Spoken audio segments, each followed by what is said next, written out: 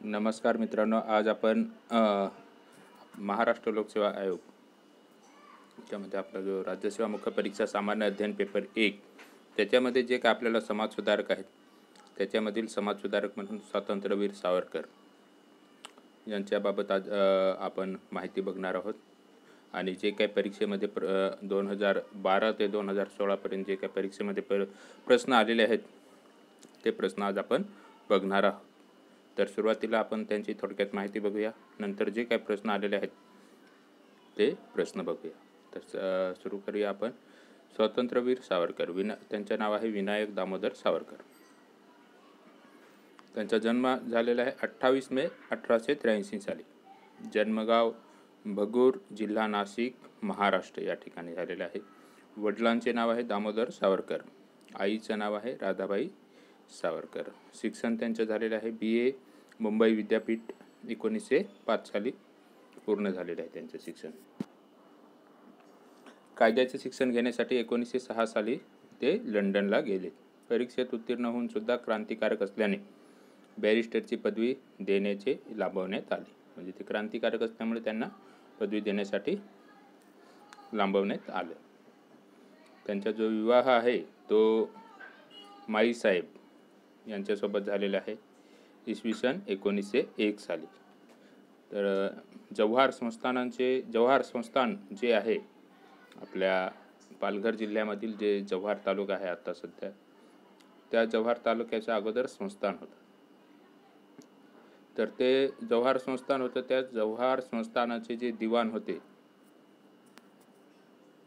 त्र्यंबकराव चिपळूणकर यांची माईसाहेब ही मुलगी आहे, म्हणजे ते त्यांचे सासरे होते.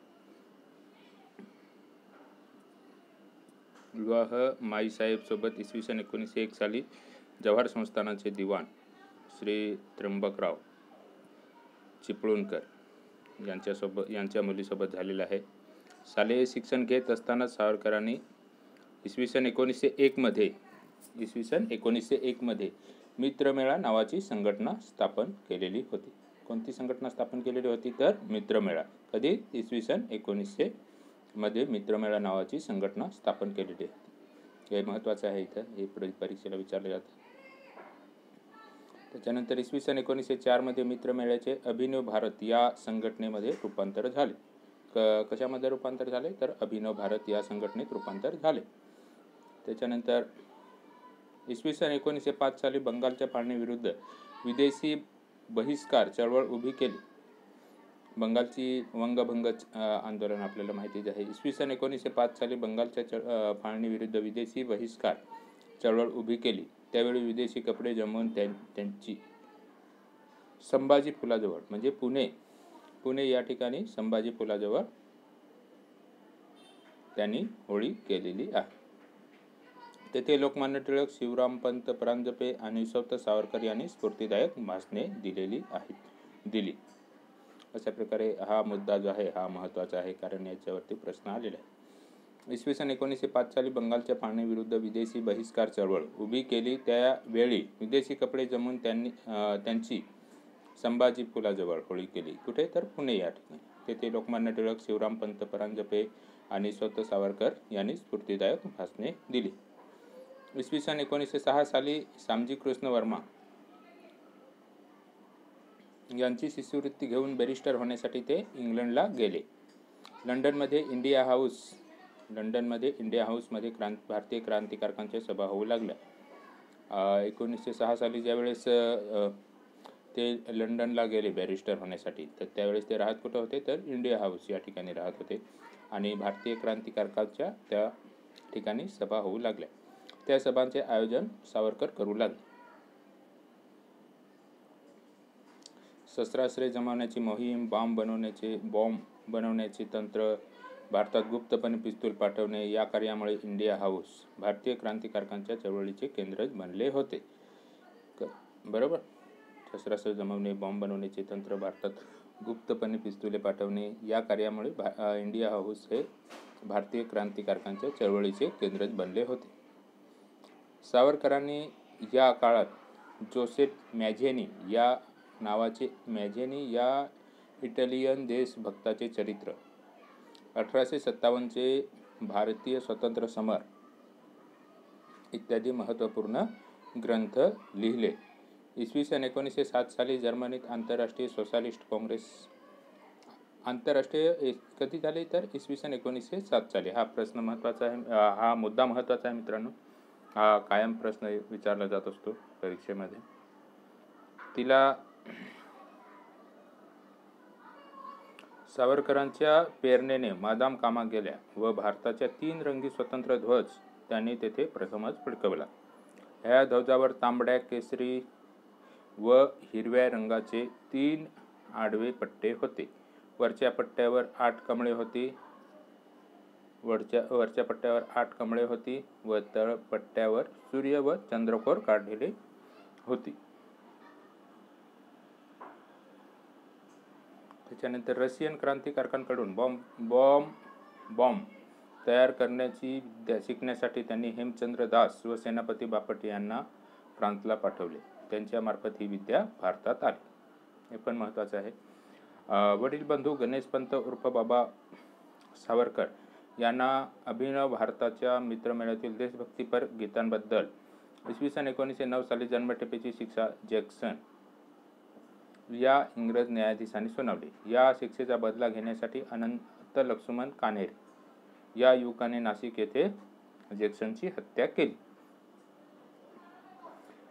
जॅक्सनची हत्या कोणी केली तर अनंत लक्ष्मण कान्हेरे. कुठे केली तर नाशिक या ठिकाणी. बरोबर. कशासाठी केली तर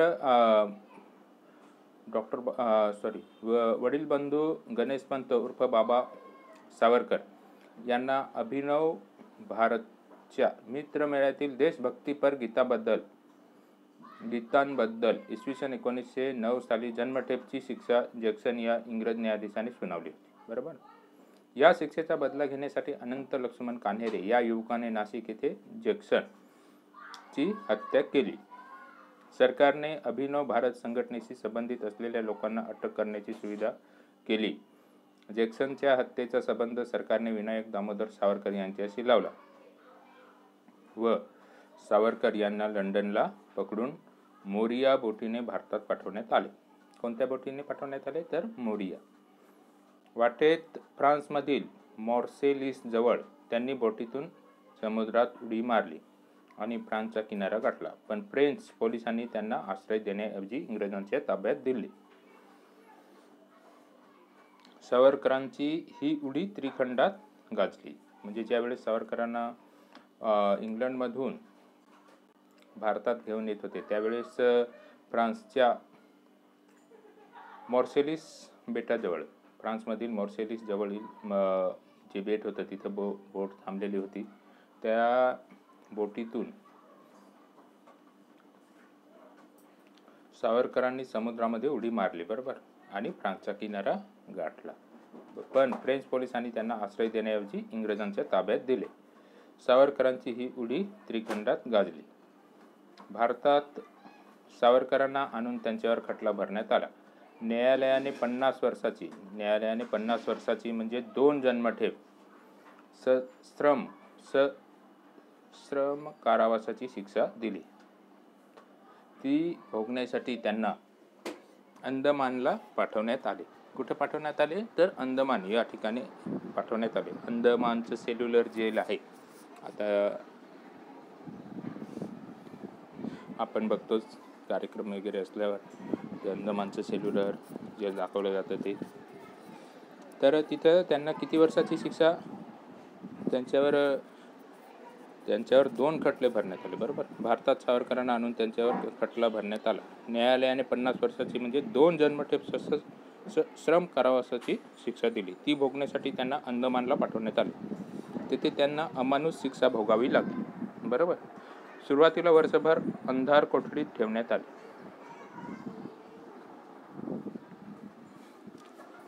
सुरुवातीला त्यांना वर्षभर अंधार कोठडीमध्ये ठेवण्यात आले. बरोबर. त्यानंतर हातापायात बेड्या ठोकून अंदमानात येथेच तुरुंगात ठेवण्यात आले. खूप कष्टाची कामे करावी लागत. कैदेत असताना कोलवणी खोबरेल तेल काढणे अशी कामे करावी लागत. अशा परिस्थितीत त्यांनी साहित्य निर्मिती केली.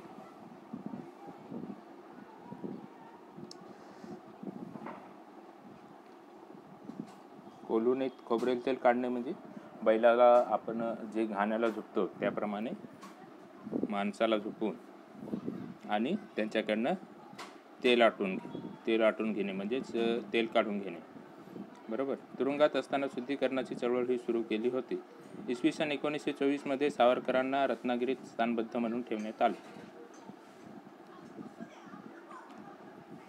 जवळजवळ मग 11 वर्ष 11.5 वर्ष ते अंदमानच्या सेल्युलर जेलमध्ये होते. बरोबर. इसवी सन 1904 मध्ये सावरकरांना रत्नागिरीत स्थानबद्ध म्हणून ठेवण्यात आले. स्थानबद्ध म्हणजेच कुठेही न जाणे, कुठं जायचं असेल तर विचारून जाणे, सरकारची परवानगीशिवाय कुठेही भटकू नये, म्हणजे कुठल्याही कार्यक्रमामध्ये किंवा कोणत्याही कार्यक्रमाला जायचं असेल तर अगोदर सरकारला तसं कळवल्याशिवाय कुठेही जाऊ नये असा त्याचा अर्थ असतो. स्थानबद्ध करणे म्हणजे सरकारच्या निगराणीखाली. राजकारणात भाग घ्यायचा नाही आणि रत्नागिरी जिल्ह्याची हद्दीत राहायची या अटीवर सुटका झाली. 13 वर्षे हिंदू संघटन, अस्पृश्यता निवारण, शुद्धीकरण या चळवळी त्यांनी केल्या. 13 वर्षे हिंदूचं संघटन केलं. बरोबर.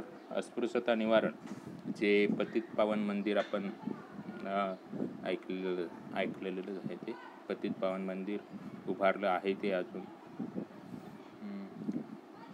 शुद्धीकरण या चळवळी सुरू केल्या. शुद्धीकरण म्हणजे काय, तर जे लोक आपला धर्म सोडून दुसऱ्या धर्मामध्ये जबरदस्तीने गेलेले होते, जबरदस्तीने त्यांना कन्व्हर्ट केलेलं होतं, त्यांना परत जर आपल्या धर्मामध्ये यायचं असेल तर त्यांचं स्वागत केलं.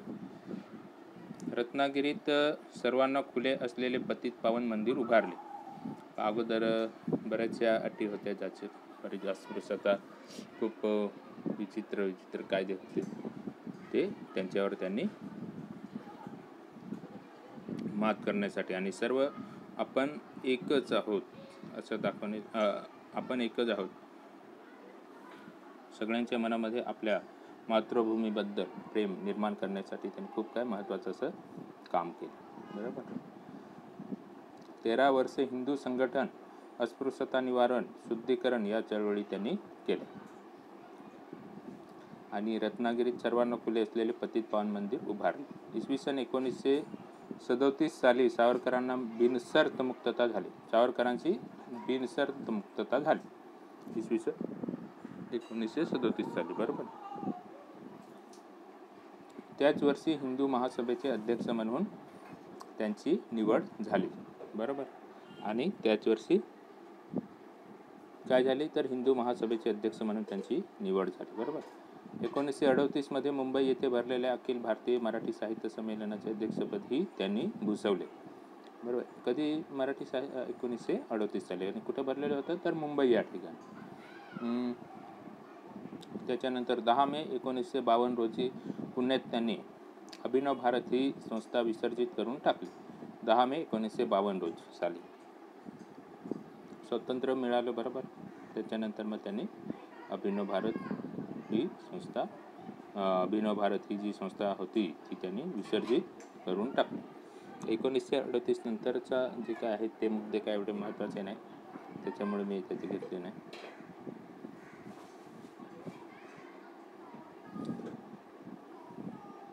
विसर्जित करून टाकले कारण स्वातंत्र्य मिळवणे हा हेतू तो साध्य झाला. बरोबर. आणि सावरकरांची जी ग्रंथ संपदा आहे ते आपण इथं बघूया. माझी जन्मठेप 2 नंबर, 1857चे भारतीय स्वातंत्र्य समर, 3 नंबर जोसेफ मॅझिनीचे चरित्र, 4 नंबर हिंदूपद 5 नंबर काळे पाणी, 6 नंबर संन्यस्त खडक, 7 नंबर हिंदुत्व, 8 नंबर जातछेदक, 9 नंबर 6 सोनेरी पाणी.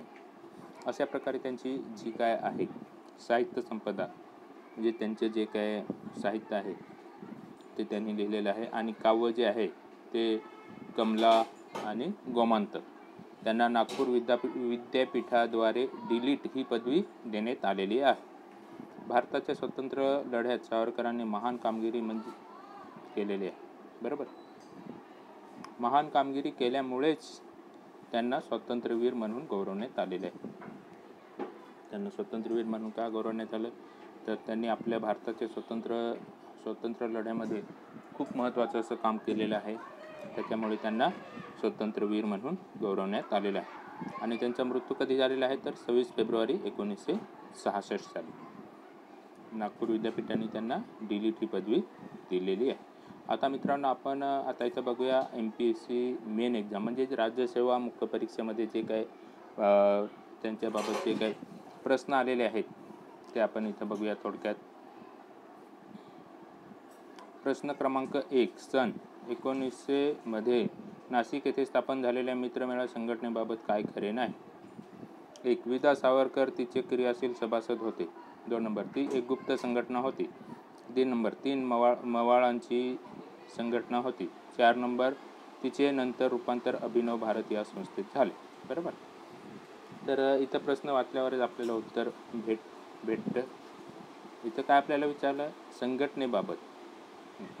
सन 1900 मध्ये नाशिकमध्ये स्थापन झालेल्या मित्रमेळा संघटनेबाबत काय खरे नाही? तर या प्रश्नाचं बरोबर उत्तर आहे ते 3 नंबर, ती मवाळांची संघटना होती. हे उत्तर खरे नाही. कारण विदा सावरकर हे जहालवादी नेते होते. स्वतंत्र प्राप्तीच्या त्यांच्या मार्गात त्यांना अनेक जहालवादी कार्यकर्त्यांची साथ लाभली. त्यातूनच मित्रमेळा या संघटनेची स्थापना झाली व पुढे 1904 मध्ये अभिनव भारत संघटनेत रूपांतर झाले त्याचे. अशा प्रकारे हा प्रश्न आपण बघितला. बरोबर. आता सन 2013च्या मुख्य परीक्षेमध्ये जो प्रश्न आलेला आहे तो प्रश्न बघूया मित्रांनो. प्रश्न क्रमांक 2, सावरकर बंधू ज्यांनी अभिनव भारताची स्थापना केली यांच्याबाबत खालील 2 विधानांपैकी कोणते चुकीचे आहे? विनायक सावरकरांवर इटालियन देशभक्त मॅझिनीचा खूप प्रभाव होता, ज्यांचे आत्मचरित्र त्यांनी भाषांतरित केले.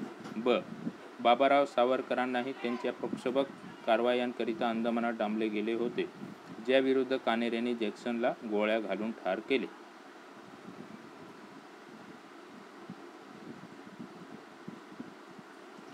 आपल्याला प्रश्न काय विचारलाय? तर सावरकर बंधू ज्यांनी अभिनव भारताची स्थापना केली यांच्याबाबत खालील 2 विधानांपैकी कोणते चुकीचे आहे? तर ही दोन्ही विधानं बरोबर आहे. अ आणि ब पैकी एकही चुकीचे नाही. उत्तर आहे 3.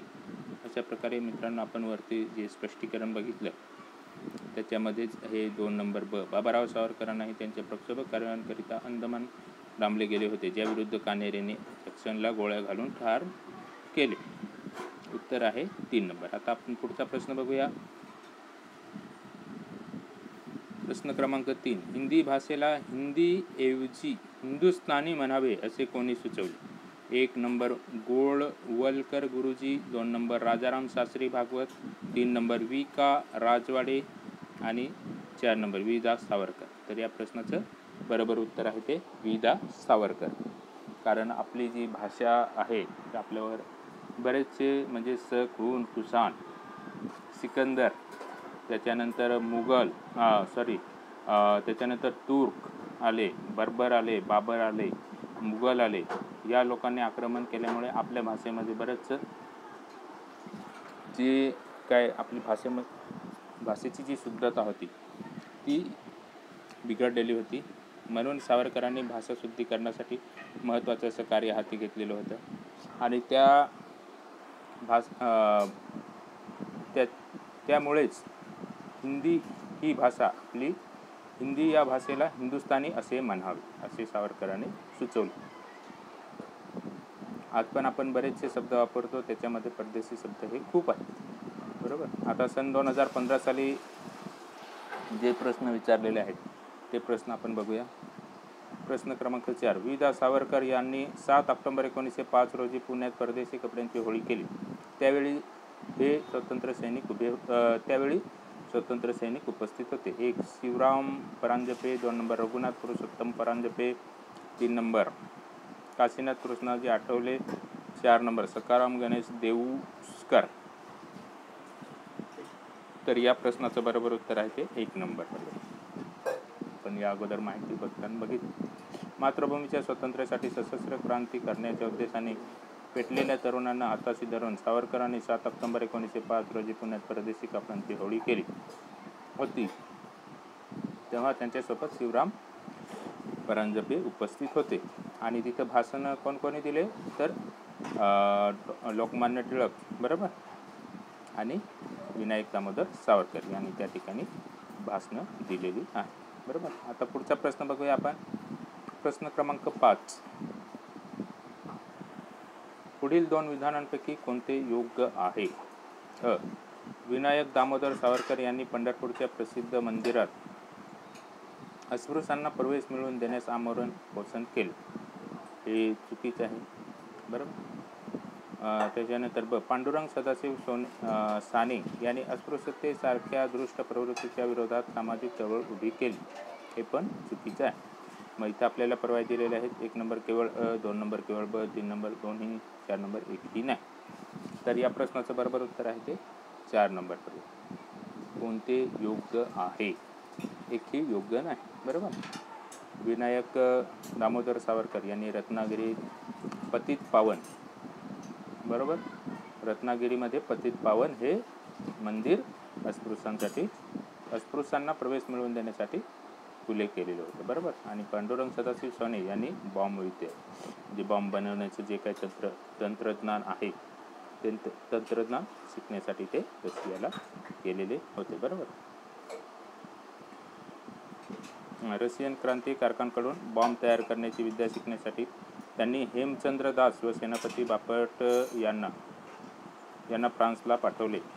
त्यांच्या मार्फत ही विद्या भारतात आली बरोबर. तर ती जी आहेत ती दोन्ही विधानं चुकीची आहे. अशा प्रकारे मित्रांनो आपण आज स्वातंत्र्यवीर सावरकर यांच्याबाबत आज आपण माहिती बघितली.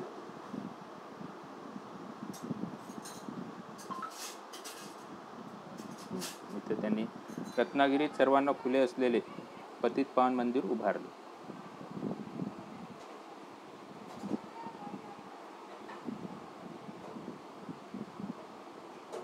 महत्त्वाचं म्हणजे काय तर त्यांचा जन्म कधी झाला आहे तर 28 मे 1883 साली. जन्मगाव काय आहे तर भगूर जिल्हा नाशिक. वडिलांचं नाव आहे दामोदर सावरकर, आईचं नाव आहे राधाबाई. शिक्षण आहे BA मुंबई विद्यापीठ 1905 साली पूर्ण केलेलं आहे त्यांनी.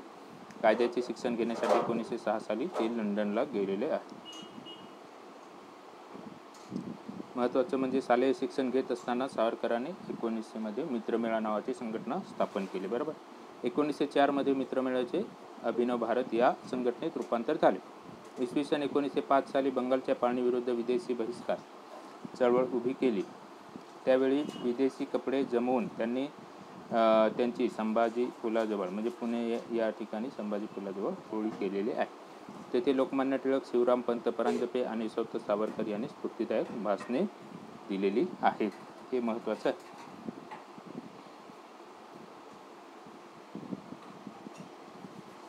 शस्त्रास्त्रे जमवण्यासाठी मोहीम, बॉम्ब बनवण्याचे तंत्र, भारतात गुप्तपणे पिस्तूल पाठवणे या कार्यामुळे इंडिया हाऊस हे भारतीय क्रांतिकारकांचे चळवळीचे केंद्र बनले.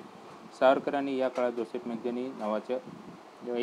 मेझेनी या इटालियन देशभक्ताचे चरित्र व 1857 भारतीय स्वातंत्र्य समर इत्यादी महत्त्वपूर्ण ग्रंथ लिहिलेले आहे. आणि हे महत्त्वाचं आहे. तर इसवी सन 1907 साली जर्मनीत आंतरराष्ट्रीय सोशलिस्ट काँग्रेस भरली. तिला सावरकरांच्या प्रेरणेने मादाम कामा गेल्या व भारताच्या 3 रंगी स्वतंत्र ध्वज त्यांनी तिथे प्रथमच फडकवला. या ध्वजावर तांबड्या, केशरी व हिरव्या रंगाचे 3 आडवे पट्टे होते बरोबर. वरच्या पट्ट्यावर 8 कमळे होती व तळाच्या पट्ट्यावर सूर्य व चंद्रकोर काढलेली होती. अशा प्रकारे मित्रांनो आज आपण ही इथं स्वातंत्र्यवीर सावरकर हे जे आपल्याला समाजसुधारक आहेत राज्यसेवा मुख्य परीक्षेमध्ये त्यांच्याबद्दल आपण माहिती बघितली. आता आपल्याला जर हा व्हिडिओ आवडला तर लाईक करा, आपल्या व्हिडिओला लाईक करा, चॅनलला सबस्क्राईब करा आणि आपल्या मित्रपरिवाराला फॉरवर्ड करायला विसरू नका. जय हिंद, जय महाराष्ट्र. Thank you very much. धन्यवाद.